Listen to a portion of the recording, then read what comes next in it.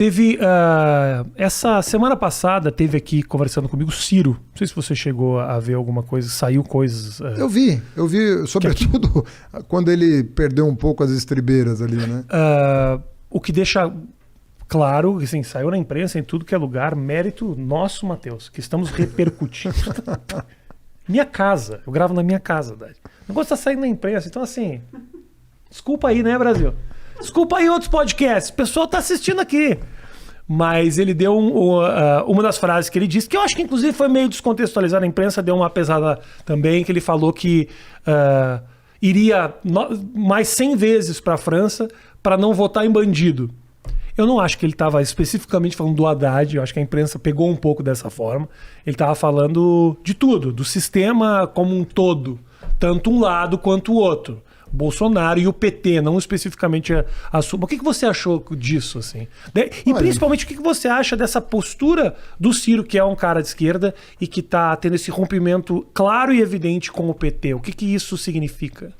Porque é uma força. O cara tem os seus 12% no final de uma eleição também. Sim. Fixos. Essa base é de mais de 10%. Então, assim, também é uma força.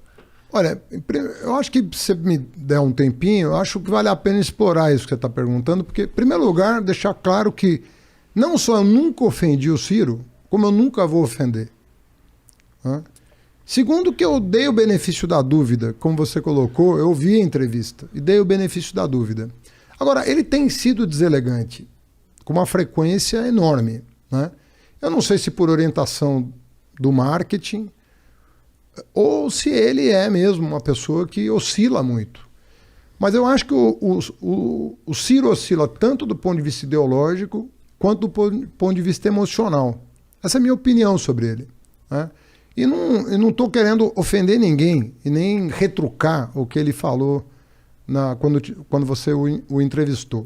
Eu estou dizendo que é um tipo de conduta, né, que, olhando mais a longo prazo, a gente vê uma certa instabilidade ideológica e, eu diria, um pouco emocional também. Então, a todo momento ele está justificando, lembra quando eu xinguei aquele jornalista? Se você pegar todo o cenário, não era bem aquilo. Então, você sempre tem que dar para o Ciro uma canja, sabe? Não foi bem aquilo que ele quis dizer, nunca é exatamente aquilo, sabe? Você veja o seguinte, eu tenho 20 anos de vida pública, né? Eu comecei minha vida pública em 2001, para ficar 3 anos, mas daí a coisa foi evoluindo, fui nomeado ministro, fui eleito prefeito, acabei ficando. A vida também te leva para as coisas, né? Não é só você que decide o que fazer da vida. Mas eu não me sinto um político profissional, né? Eu me sinto um acadêmico, um sujeito que gosta de ler, de escrever, dar aula. Você sempre disse isso, você é um cara mais do projeto do que da... Sempre fui de projeto. Gosto de projeto nacional, gosto de pensar grande, acho que esse país tem um potencial. Mas assim, tem uma coerência nas coisas que eu faço na vida, né? Mesmo quando as pessoas não entendem num primeiro momento, elas vão acabar entendendo num segundo. Então, quando eu falei, olha, eu vou ficar aqui do lado do Lula, porque eu sei que esses processos são fraudados, e todo mundo fala, pô, mas você está colocando a tua respeitabilidade em jogo. Eu falei, eu colocaria a minha respeitabilidade em jogo se eu não fizesse aquilo que a minha consciência manda. Mas se eu estou fazendo uma coisa que a minha consciência manda, um dia a verdade vai prevalecer. Eu não vejo essa firmeza no Ciro, né? Então é uma pessoa que está a todo momento mudando de partido, a todo momento mudando de discurso. Então eu me pergunto, assim, eu até gostaria de, sei lá, trocar isso com você. Por favor. O Ciro votou no Lula no segundo turno de 2002, no primeiro turno de 2006, votou na Dilma no primeiro turno de 2010, no primeiro turno de 2014. O que aconteceu então? Entende? Do que... Entendo. Ele é cúmplice de tudo que o PT... Do que nós estamos falando, entendeu? Olha, Haddad, eu, no auge da minha limitação intelectual, vou te dar a minha opinião. Eu sinto o seguinte, principalmente numa eleição como o Bolsonaro, não falo especificamente do Ciro, estou falando que passa na cabeça da população. Existe uma boa parcela da população que olha o PT como grande vilão do país. existe uma grande parte da população, um número de pessoas que entendem que a gente precisa... Bolsonaro não vai ser uma segunda... Não, eu acho... Não vai ser uma... Okay. Não quero o Bolsonaro num segundo... Eu respeito muito isso, veja bem. Você fica no meio caminho que às vezes... eu acho que rola isso. Voto num, mudo completamente pro outro. Eu acho que tem uma parte da população que tem um movimento mais à esquerda que tá meio perdida porque... Isso é respeitável. Eu acho porque isso... não consegue abraçar o PT, mas ao mesmo tempo não mas votou no Bolsonaro em 2018. Mas votou no Bolsonaro. Né? Falando português, claro. Eu acho uma turma meio... Dória, Eduardo Leite... Todo mundo votou no Bolsonaro, sabendo quem era o Bolsonaro. E não estou falando nem das figuras... E agora manifesta uma surpresa. Sim. Não esperava. Como? Esperava o quê do Bolsonaro? Eu entendo e respeito. Mas o que eu estou querendo dizer é o seguinte. Você tem que ter coerência. Sabe? Você tem que ter coerência. Pô, é o que eu estou falando. Eu tenho 20 anos. Pega qualquer frase minha, eu justifico. Em 20 anos eu passei 7 anos na frente de um dos maiores ministérios da República, dando entrevista toda semana. Pega uma frase minha. Eu escrevo artigo de jornal, eu escrevo artigo de revista, eu escrevo artigo acadêmico. Pode pegar a minha vida inteira e me cobrar as coisas que eu assinei, que eu disse, que eu falei. Tem uma coerência. Agora, quando a pessoa começa a falar coisas que eu não consigo enxergar, qual a coerência do que ele está falando? Qual a coerência de uma pessoa que votou 4 vezes no PT, 2, 6, 10, 14...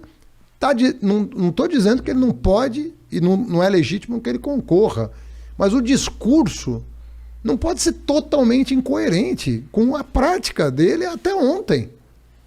Entendeu? É isso que eu acho que assim, um homem de Estado, na minha opinião, eu sempre tive essa coisa na cabeça. Um homem de Estado está lidando com valores muito importantes, né? E um deles é firmeza de caráter, é coerência, é você falar uma coisa e responder por ela depois, é você fazer uma coisa e responder por ela depois. É aquela firmeza que você, sei lá, vem até de casa, né? Vem da tua formação, né? A coluna vertebral, o fio do bigode, a palavra empenhada. Eu não sei, cara, eu sou filho de um agricultor. Meu pai veio da roça no Líbano, com 24 anos, foi para o interior de São Paulo, passou mais 5 numa cidade de 10 mil habitantes, chegou na capital com 30 anos de idade, conheceu minha mãe e eu tô aqui. Cara, o que eu aprendi com ele é outra coisa. Eu aprendi o seguinte, sabe aquela coisa do cara falar e ponto. Falou, tá falado. Isso não significa não errar. Não tem nada a ver com ser perfeito. Mas será que o erro não pode ser um pouco essa incoerência? A incoerência também é um erro. O cara que vota num vota no outro. Muda mas de então ideia. Assume que tá sendo incoerente. Não tem problema. Assume. Não nada contra a pessoa. Eu tô sendo incoerente em falar o que eu sou. Mas eu errei. Eu errei de apoiar o PT 4 vezes. Eu errei. Agora ele tá elogiando o Fernando Henrique. Rapaz, o que esse cara já falou do Fernando Henrique em público? Não é nos bastidores, não. Agora virou... Meu Deus do céu. Quando que essa coerência, Haddad, te atrapalha nesse processo político? Porque tem uma coisa... das eleições, das campanhas, disso, de bato no fulano, por exemplo, eu te falo uma coisa que me deixou maluco, na eleição do Serra com a Dilma, os dois, um acusando pro outro quem que era contra a legalização do aborto. Porra, a Dilma é uma técnica. Se pudesse, não tivesse todos os vínculos e a igreja e... Você precisa de alguma maneira agradar. E se fosse perguntar pra Dilma hoje, na casa, você é contra a legalização do aborto? Eu tenho certeza, quer dizer, legaliza essa merda. Depois descobrimos que a esposa do Serra, né, tinha dito na sala de aula que ela tinha praticado o aborto, né? Mas então aí fica uma acusação que é mais pro público, mais pra torcida, do que especificamente... Sabe qual que é a minha opinião sobre isso? Eu acho o seguinte... A coerência pode te atrapalhar eleitoralmente. Eu não estou pedindo para ser incoerente, pelo amor de Deus. Você Não, entendi perfeitamente. Parece que eu estou querendo saber aonde que isso te atrapalha nesse jogo político que é de bater e assoprar. Então, a coerência pode te atrapalhar eleitoralmente, mas jamais politicamente. Politicamente, se você for íntegro, olha, eu sou isso aqui. Compra, não compra, é outro departamento. Mas eu sou isso aqui. Ó, sou eu. eu penso isso, disso. Você pode perder uma eleição, mas você não vai perder a vergonha, você não vai perder a tua integridade, entende? Vai dormir tranquilo com o travesseiro. Vai dormir, ué. E aí, sabe uma coisa bacana? As pessoas sabem. As pessoas sabem. Por que eu estava te falando que eu vou em cinema, teatro, restaurante, avião? Eu fui 44 vezes para Curitiba. Você viu algum vídeo de alguém falando qualquer coisa dentro de um avião? Para mim? Não tem. Não existe isso. Porque o cara vai falar, eu não concordo com o Haddad. Mas o cara não vai falar, eu não respeito o Haddad. As pessoas não sabem, Haddad, que você é um homem de 1,85 m, que tem ombros largos. Então, assim, é uma figura que o pessoal não vai chegar como chegaria no Levi Fidelix aqui. Pois é. Eu não sei se isso inclui ou não, mas o que eu digo é o seguinte, não tem, quando você é uma pessoa íntegra, você pode frequentar qualquer ambiente que não vai acontecer nada. E se acontecer, vai ter alguém que te defenda. Mais gente te defendendo do que te atacando. Então, vou te provocar Então, você pode perder uma eleição. Mas o que é uma eleição? É isso que as pessoas não conseguem entender. O que adianta você ganhar uma eleição para fazer um projeto que não é o seu? Perfeito.